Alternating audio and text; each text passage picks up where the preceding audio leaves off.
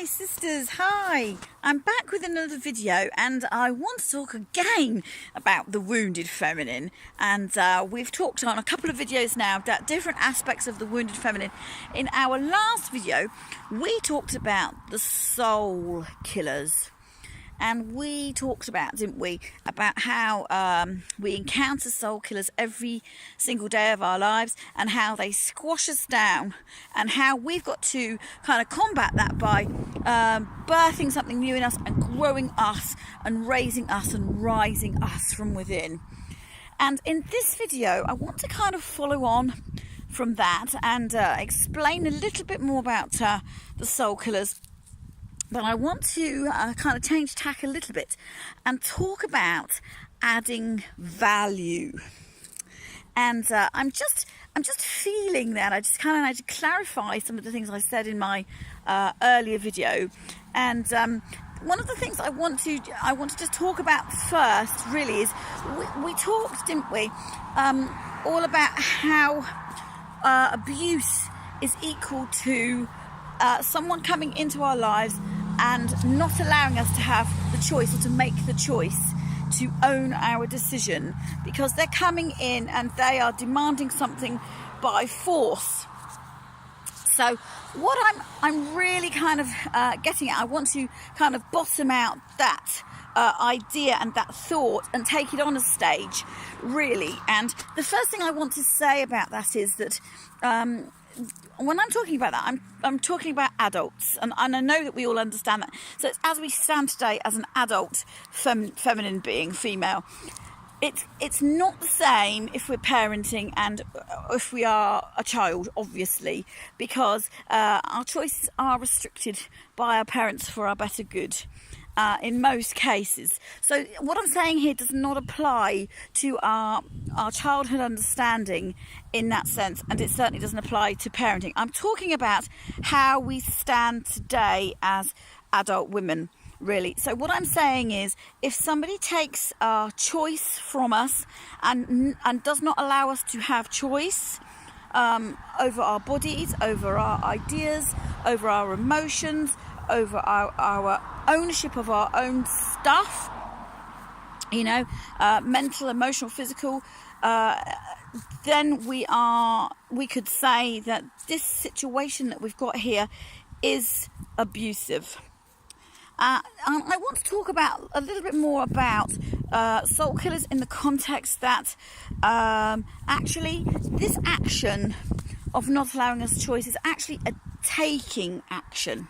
So what is happening in our feminine inner core, in our inner she, when we encounter a soul killer, is that they are taking something of us for their own purposes, and they are not allowing us to own that thing in the mix, and that is what makes it abusive. And we can say then that they are detracting value from us. That is the spiritual transaction of what is happening here. They are taking something out of us that doesn't belong to them without our consent, and they are using it for their own purposes. They are detracting value. They are taking something of value out of us that we don't consent to. So that is why we feel then when these horrible abuses come along, we often say, I feel devalued. This is I'm just trying to unpack here where this is kind of coming from in our own minds, and so we can really kind of try to sort this out. So because we feel devalued in that moment, what we have to do now is we have to get ourselves in a place where we can receive value, or we can add value back in. And this is why we need to be in a place where we run away from toxic people.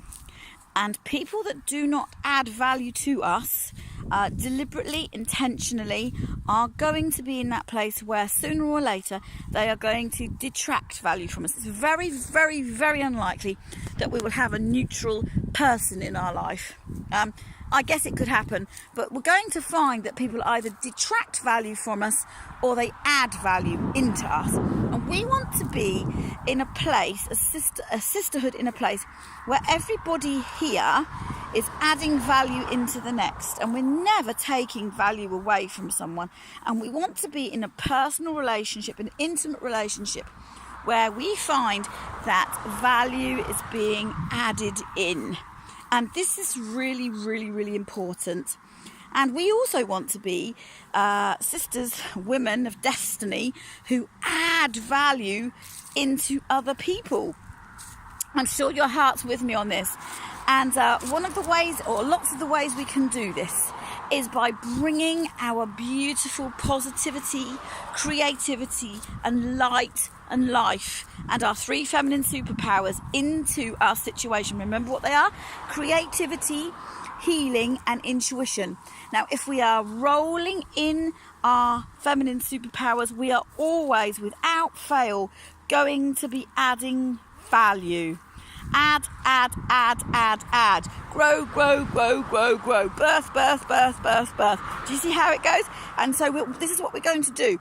As sisters that understand this from the heart, this is where we need to be at. So I'm talking really fast now because I'm so excited, because my heart's just kind of bursting with these thoughts, and it is absolutely beautiful to see it kind of blossoming and unfolding, and I'm just kind of pouring out what I'm feeling into you, and I hope that you're finding that my videos add value into you. This is how it is, and I need you to add value back to me. And so we have this chain reaction of adding value, adding, building all of the time. Remember, we talked about synergy. We talked about 2 + 2 = 8. This is what synergy is. 2 parts come together and the sum total equals greater than the 2 parts on their own. And this is how the feminine is. And this is how we need to be operating in our feminine inner she. This is what it's all about, and it's absolutely wonderful. So I'm just going to encourage you to add value to yourself, and one of the ways which we can do that is we can spend time honouring ourselves and journaling out our thoughts and building ourselves up. So one of the exercises I would like us all to do as a kind of sister community in our sister circle is to write down 5 things. Start with 5 things that you really value about yourself. And I suggest that that's actually going to be quite difficult for some of us to start thinking about, because we're just not used to doing this. But we really need to get into the mindset of saying, these are my 5 things that I really like about myself. And spend some time with it, and post it on our page, and come back to me and open up the discussion, because my heart is all about growing, birthing, adding, and I don't want to ever be in a place where I'm taking and detracting.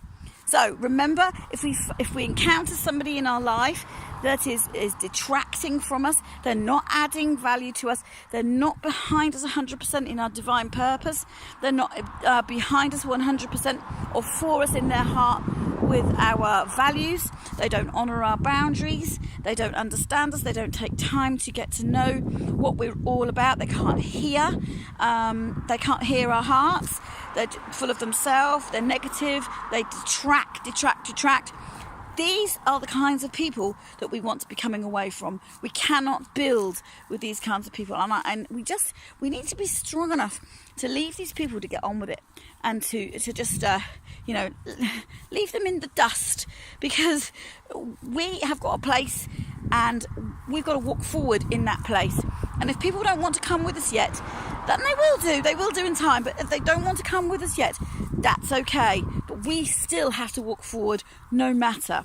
Now, for some of us, that means we have to come out of our current relationship with our partner. And for some of us, that might mean that we have to leave our parents behind.